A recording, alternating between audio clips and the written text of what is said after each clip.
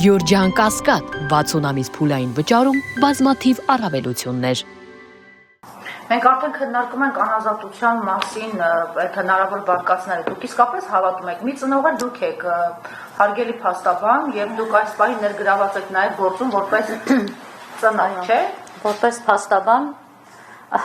փաստաբան ներգրաված եմ եւ որպես ծնող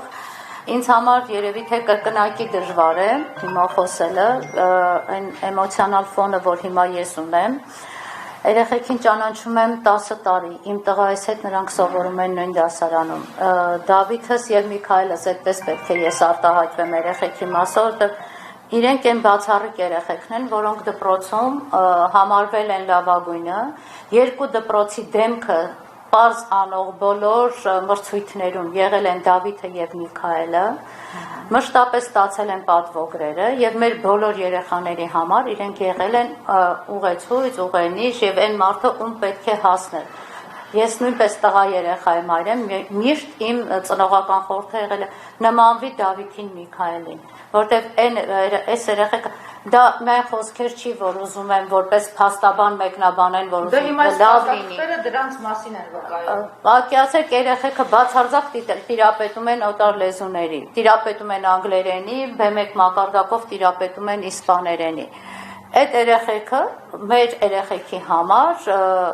եւ ուսուցիչ են ինչ որտեղ, եւ սովորացնող են, եւ զսպող են իրենց վարքով եղել։ Հավատացեք, ես կարող եմ անգամ դա ասել։ Ու այսօր այդ երեխեքին ներկայացնել ինձ համար շատ մեծ ցավ է, երբ որ ես կարդում եմ որոշակի կոմենտները, գրառումները, անկեղծ եմ ասում, ես զարմանում եմ մեր ժողովրդի այս աշճանի բևեռացված ու դաժան լինելու վրա։ Որևէ իրավական գնահատական չեմ ուզում տալ, որևէ իրավական գնահատական, բայց չէ որ պետք է հաշվի առնեն 18 տարեկան երեխեքի մասին է խոսքը։ Այսինքն քննադատում են։ Քննադատելը ամեն ինչ կարդացել եմ։ Չէ, իշխանության, այո, ճիշտ է ասում։ Քննադատել են իշխանության պատգամավորները իրենք առաջին այս տղաներին թիրախավորեցին։ Եվ շատ կոշտ գնահատականներով, վերաբերմունքով եւ ի վերջո այն հոդվածը, որով այս տղաները գտնվում են հիմա ձերբակալման վայրում։ Արդյոք չի հուշում, որ ուղղորդված արշավ է սկսվել ընտանիքի դեմ։ Ես երևի թե միշտ ասել եմ, որ շատ սարսափելի լավատես եմ։ Հույս ունեմ, որ այն օբյեկտիվությունը, որը հույս ունեմ դեռևս, որ օբյեկտիվությունը պետք է ապահովեն ու հասկանան իրականում ինչ է տեղի ունեցել ու երեխեքին չեն հասցնելու մեղադրանքի, չեն կործանելու վառ ապագա եւ պայծառ ապագա եւ այս երկրի համար պիտանի արժանի զավակ ունենալու մեր հնարավորությունը։ Այո, այն հատվածները, այն կասկածանքը, ինչ կասկածանքով որ այսօր երեխեքը ձերբակալվել են, ինձ համար են, որ ասում եմ աբսուրդի ժանրից է, բնականաբար։ Հատվածները եւ մարդկանց համար մի քիչ հասկանալի լեզվով բացատրենք, եւ դրանք ինչ են ենթադրում այդ հատվածները։ Մի հատվածը խուլիգանությունն է, մյուս հատվածը 452 հատվածի, ոնց հասկացա այս պահին արդեն երրորդ մասի կասկածանքն է, պաշտոնատար անձի օրինական ծառայողական կամ քաղաքական գործունեությանը միջամտելու նպատակով պաշտոնատար անձի կամ նրա մերձավոր ազգականի կամ մերձավորի կամ նշված անձանց դաստիարակության, խնամքի կամ հսկողության տակ գտնվող անձին բռնություն գործադրելու, պաշտոնատար անձի օրինական ծառայողական կամ քաղաքական գործունեությանը միջամտելու նպատակով պաշտոնատար անձի կամ նրա եւ այլն եւ այլն։ Իրակի օրով քաղաքական, պաշտոնեական, օրինական, ինչ գործողություններ են զավալում հանգստյան օրով։ Իրարամերժ չէ այս որակումը, եկեղեցու ներսում քաղաքական գործունեությունը ո՞րն է։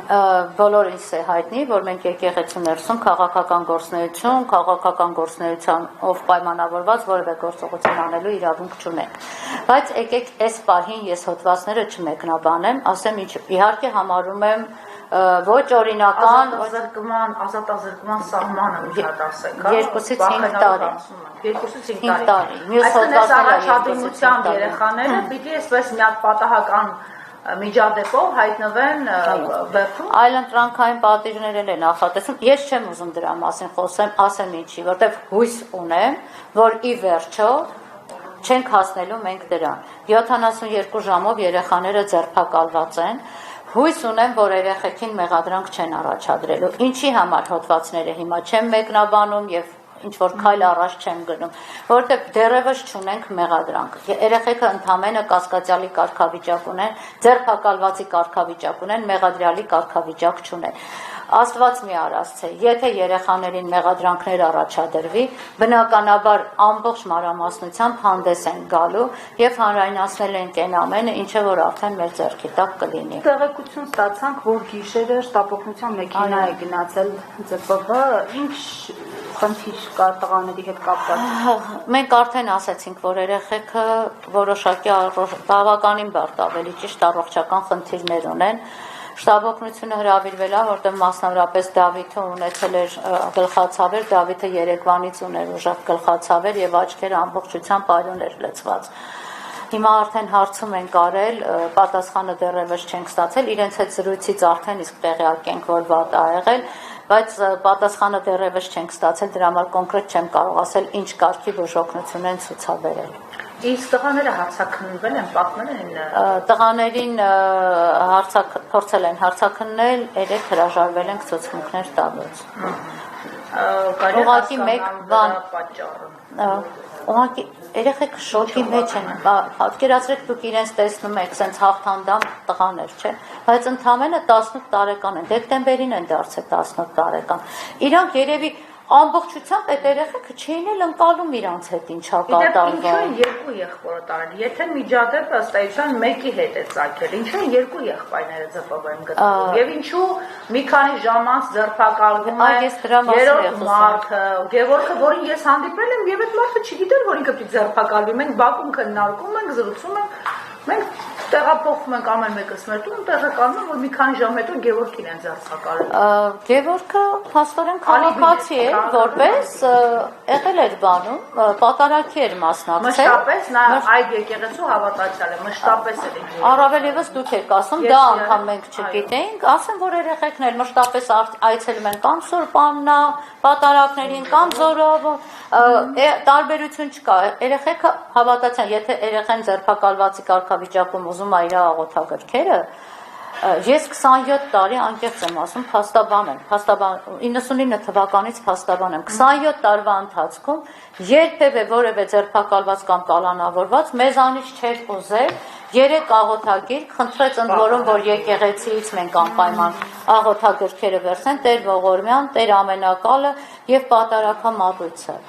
Միքայել ասեց, խնդրում եմ աղոթագրքերս անպայման Սուրբաննայից վերցրեք։ Դավիթն ասեց, աղոթագրքերս մեկ էլ Պարապելուս գրքերը կասեք բերեն, որ հետ չմնա։ Մեկը միջազգային հարաբերություններում նա ուզում սովորի, մյուսը կառավարում է ուզում դիմի։ Այս տարի պիտի ընդունվի։ Այո, այս տարի պետք է ընդունվեն երեխեքը։ Ես ու Լուսինեն Մարտիրոսյան իսկապես լացում ենք, ասում ենք երեխեքը ստեղ աղոթագիրքներ են ուզում, որովհետև անձնական խոզարկությամբ արդեն վերցրել էին։